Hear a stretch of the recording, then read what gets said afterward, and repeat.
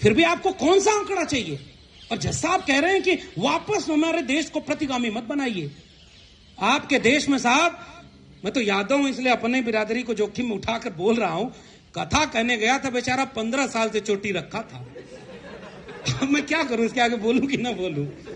ऐसे मतलब एक जगह तो काटी गई, मध्य प्रदेश में तो उखाड़ लिया। और मैं नहीं बोल रहा हूं, ये आप गूगल करके देख लीजिए। आपका समाज कहां खड़ा है भाई? क्या आर्थिक आधार पर दूल्हे को घोड़े पर चढ़ने से मारा जाता है, मुंह छरकने पर पीटा जाता है, बारात पर हमले किए जाते हैं? अगर समाज में गैर बराबरी है तो कैंपस में आएगी, और कैंपस में गैर बराबरी नहीं है, यह बात कैंपस में रहने वाले बाहर कितने लोग जानते हैं। और एक बात याद रखिएगा, कैंपस की गैर बराबरी वैसी नहीं होती जैसे हमारा प्रोफेसर अगर जातिवादी हो तो वो एकदम द्रोणाचार्य की तरह अंगूठा नहीं मांगेगा, वो आपका वाइवा नंबर कम कर देगा।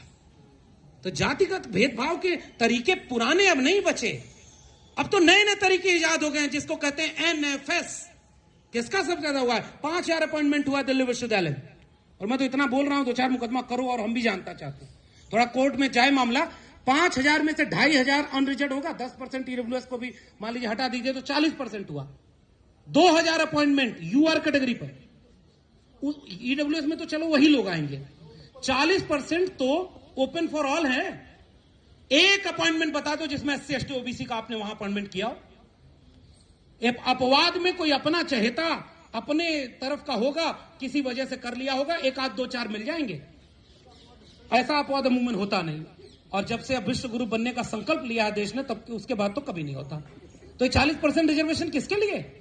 मंडल नहीं आया तो आप कहते थे नॉट अवेलेबल, मंडल आया तो आपने कहा नॉट फाउंड सुटेबल, और जब वो सुटेबल होने लगे तो आप पूरी शिक्षा व्यवस्था को बेच रहे हो।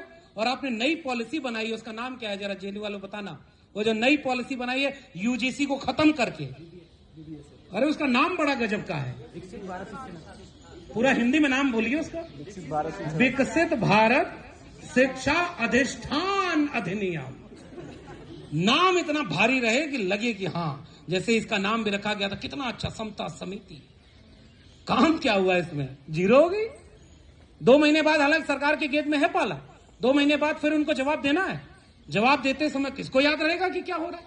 इसका मतलब ये कि आप पीछे से जो यूजीसी को खत्म कर रहे थे, आप पीछे से जो ऑक्सफोर्ड कैम्ब्रिज के यूनिवर्सिटी कैंपस यहां खोलने वाले थे और पूरी शिक्षा व्यवस्था को बेच रहे थे, उधर तो डिबेट जा ही नहीं पाई और आपने इसी पर उलझा दिया। जाति जनगणना हो ना पाए, आपने उस पर उलझा दिया। ये केवल एक साजिश के तहत ऐसा दस्तावेज बनाया गया जिसको देखने में लगता है कि बहुत शानदार है, लेकिन मंशा उसकी ऐसी नहीं थी कि वो इतना क्लियर हो ताकि वो लागू हो।